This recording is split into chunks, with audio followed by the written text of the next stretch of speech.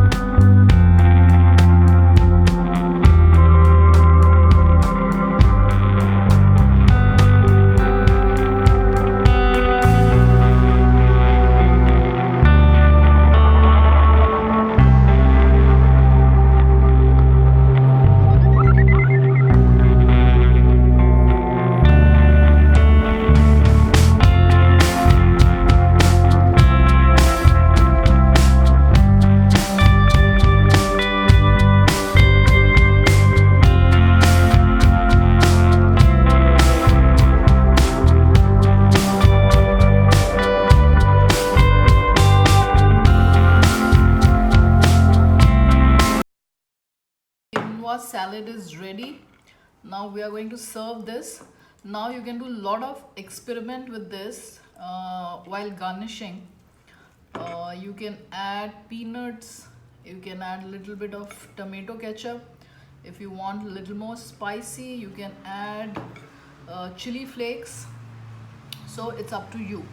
I like my salad bit spicy, so I am going to add little chili flakes on this. So how does it look? Yummy, right?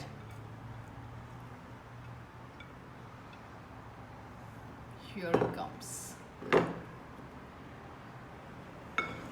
To make it bit crunchy, I am adding peanuts. Then, as I said, I like my salad bit spicy, so little more chili flakes and of course cilantro.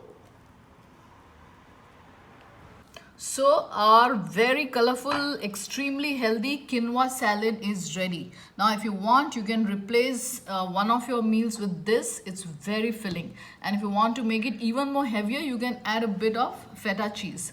So now you know what you have to do. You have to click on my picture above to subscribe to Nisha's Diabetic Kitchen for more such healthy recipes. Thank you so much for watching this video.